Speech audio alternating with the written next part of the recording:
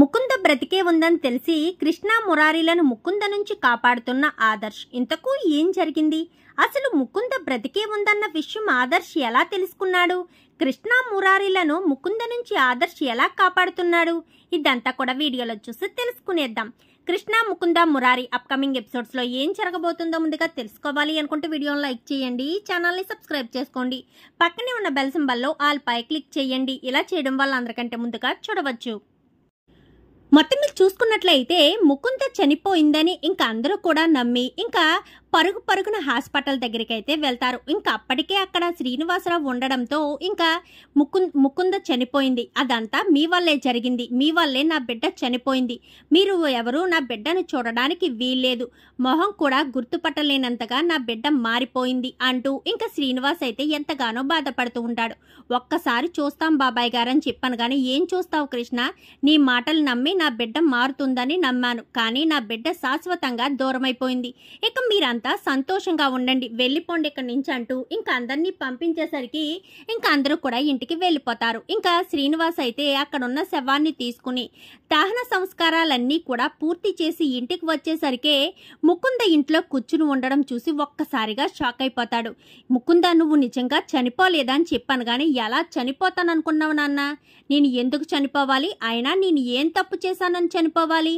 నా ప్రేమను బ్రతికించుకోవడానికి నేను చేసిన పోరాటంలో నాకు చనిపోవలసిన అవసరం లేదు, ఏది ఏమైనా సరే నేను బ్రతికి నా ప్రేమను గెలిపించుకుంటాను అంటూ ఇంకా ముకుంద అయితే మాట్లాడుతూ ఉంటుంది. ఇంకిక్కడ ఆదర్శ్ ఇంటికి వచ్చిన తర్వాత ఇదంతా కృష్ణ వల్లే, కృష్ణ చేసిన పని వల్లే నా భార్య నాకు దూరం అయిపోయింది, నా భార్యను వదిలి నేను ఎక్కడో దూరంగా ఉండేవాడిని, అప్పుడైనా సరే ముకుంద బ్రతుకుండేదేమో, నన్ను నమ్మించి మాయ చేసి ఇక్కడికి తీసుకొచ్చారు, అందుకని నేను ఇక్కడికి రావడం వల్లే నా భార్య శాశ్వతంగా నాకు దూరం అయిపోయింది, ముకుంద చావుకి నువ్వే కారణం, ఇదంతా నువ్వు కావాలని చేశావు కదా, ముకుందను మురారీలను విడదీసి మురారిని దక్కించుకోవడం కోసమే కదా ముకుంద చావాలని ఇలా కోరుకున్నావు అంటూ ఇంకా ఆదర్శ్ అయితే కృష్ణ మీద నిందలు వేసేసరికి మురారికైతే చాలా కోపం వస్తుంది.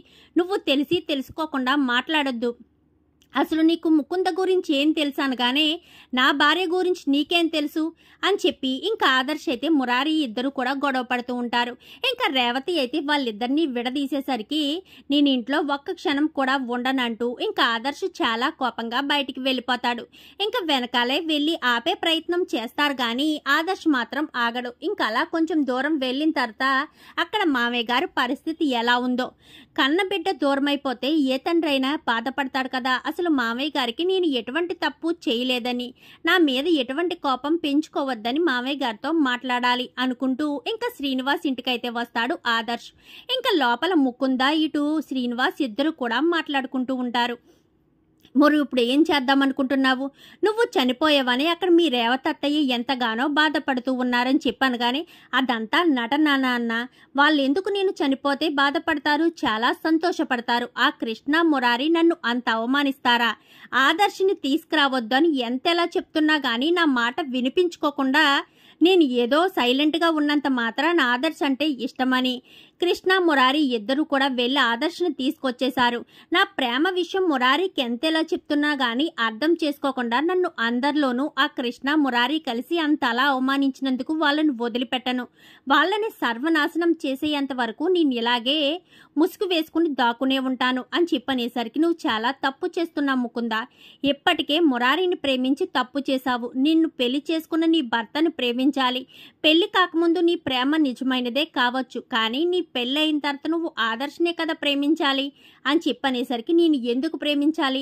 నేను అందరి ఆడపిల్లలను కాదు, నేను పెళ్ళయిన తర్వాత మనసు మార్చుకోను, ఏదేమైనా నేను ప్రేమించిన మురారిని ఖచ్చితంగా దక్కించుకుంటాను, ఆ మురారిని దక్కించుకోవడం కోసమే కదా అప్పుడు యాక్సిడెంట్ చేసి ఫేస్ కూడా మార్చాను, అయినా కానీ ఆ కృష్ణ వల్ల మురారికి గతం గుర్తొచ్చేసి మురారి కృష్ణ ఇద్దరు ఒకటైపోయారు, వాళ్ళిద్దరినీ ఎప్పటికీ కలవనివ్వను, ఏది ఏం చేసైనా సరే మురారి కృష్ణలను నేను విడదీస్తాను, శాశ్వతంగా విడదీస్తాను, వాళ్ళిద్దరికీ నరకం చూపిస్తాను అంటూ ఇంకా ముకుంద అయితే మాట్లాడుతూ ఉంటుంది. అదేంటమ్మా అలా మాట్లాడుతున్నావు?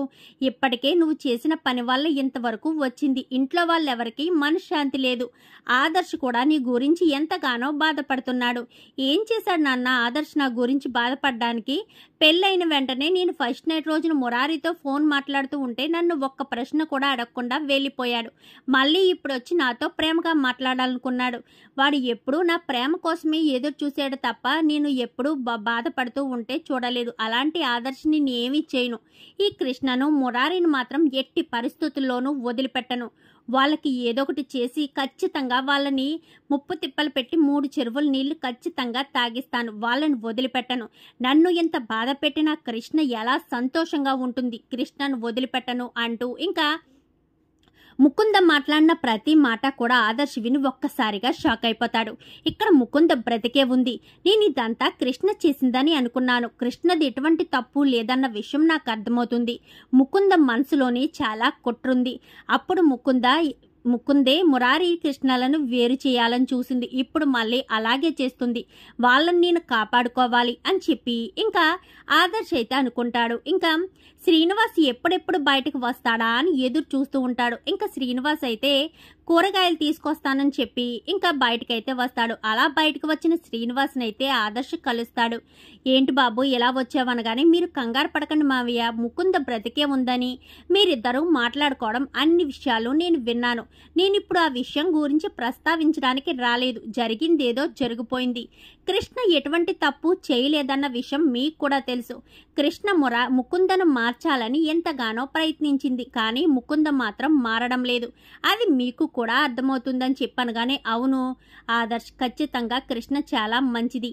ముకుందను మార్చడానికి ఎంతగానో తాపత్రయపడింది. నిన్ను ముకుందను కలపడానికే తను మురారికి కూడా దూరంగా ఉంది. అలాంటి ముకుంద కృష్ణను నాశనం చేస్తాను అంటే నాకు చాలా బాధ కలిగింది. ఇప్పుడిప్పుడే నా కూతురు మనస్తత్వం ఏంటో, తన ప్రవక్తనేంటో అన్నీ కూడా అర్థమవుతున్నాయని చెప్పాను. కానీ అందుకే మావయ్య, మనం కృష్ణను మురారీలను కాపాడుకోవాలి. అలా కాపాడుకోవాలి అంటే ముకుంద ఏం ప్లాన్ చేసినా కానీ ముకుందకు మీరు సపోర్ట్ చేస్తున్నట్టే ఉండి ఆ ప్లాన్ నాకు చెప్తే నేను మురారి కృష్ణలను కాపాడుకుంటాను అని చెప్పి ఆదర్శ్ అనేసరికి, అది కుదురుతుందా బాబు అని చెప్పాను. కానీ మీరు అనుకుంటే ఖచ్చితంగా కుదురుతుంది మావయ్య. మీరు కృష్ణ గురించి ఆలోచించండి. కృష్ణ మిమ్మల్ని నోరారా బాబాయ్ అంటూ పిలిచేది.